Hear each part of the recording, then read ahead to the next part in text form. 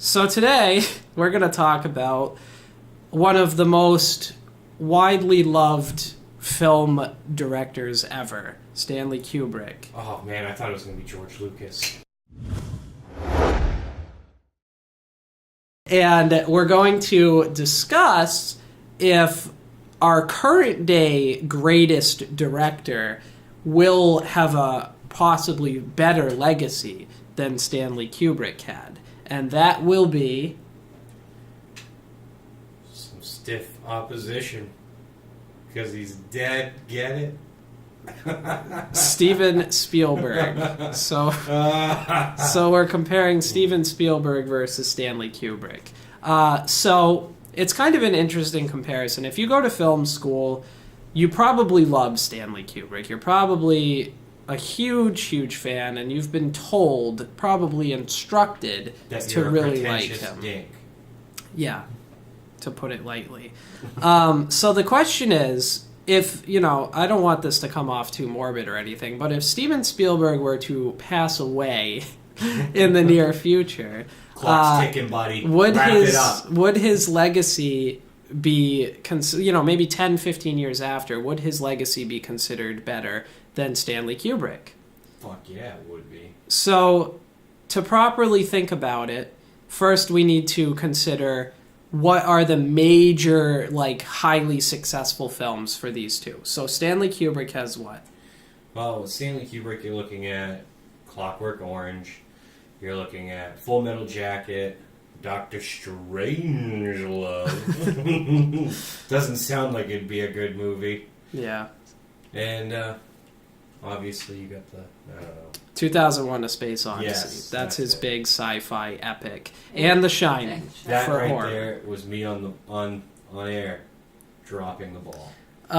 So, obviously he has way more films than that, but those are kind of some of his most well-known movies. Steven Spielberg has a ton of really critically acclaimed movies, but to name a few, Saving Private Ryan, Schindler's List. Schindler's List, really dramatic. He has blockbusters like Jurassic Park, E.T., Indiana Jones, and then he did horror a little bit with Jaws.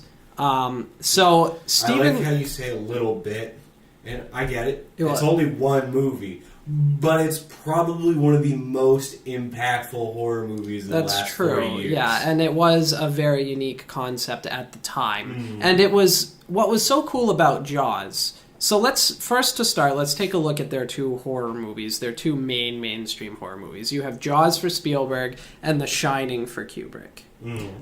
So Jaws really is, it's a realistic fear. It's something that could really happen, and you hear about shark attacks on the news, so it's a very feasible type of fear. So then you have The Shining, which is much more of a psychological fear.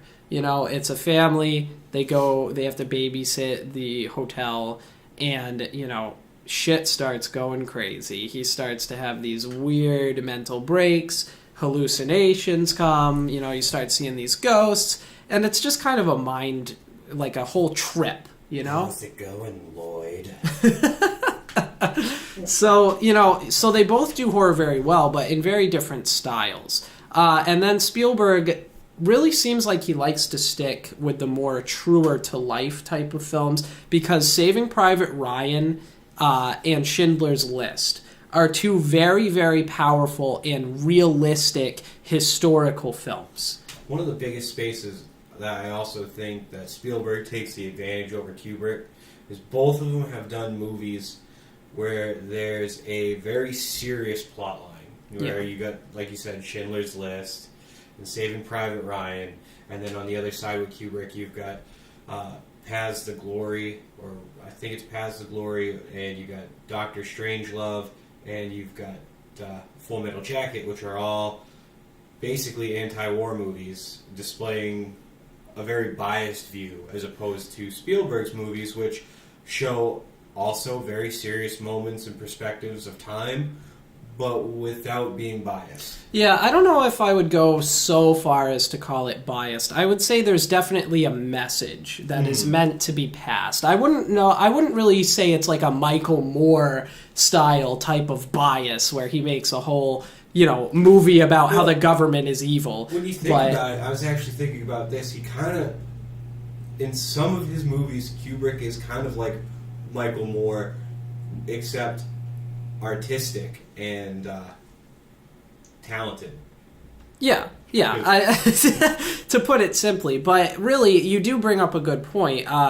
There's a purpose behind most of Kubrick's films. There's a message. He wants the audience to take like a lesson from watching the movie. Spielberg seems like he's more into depicting what something was like and really getting the viewer into the experience. Like that D-Day scene in Saving Private Ryan is all about showing you the horror, the fear, the stress of taking a beach on D-Day, and Kubrick is more about, what does all of this mean? What is all of this about? So it's more of an abstract scope. Spielberg is more immersion. And I have to say, Spielberg's immersion, though, is just, it touches people on a deeper level. Because when you look at Kubrick's films, the message is something he creates. Yeah. And you take that path with him. But when you're looking at Spielberg with, like, Schindler's List, at one of the final scenes, and Schindler is speaking with the Jews, and he starts to break down in tears, and he just starts mumbling like, I should have got more. I should have got more. And that scene is a scene where he doesn't create the message. He lets you take that journey by yourself, and when you get there and you see that, it wraps you so much tighter that you feel that moment. Yeah, so I definitely think that there is immense value in depicting, especially, when it comes to the World War II films, because these are films about probably the most important war that's ever happened. Definitely the largest war that's ever happened. And this is a huge part of history. And Spielberg has a huge role in bringing that to the general audience, to the general population, and enhancing understanding.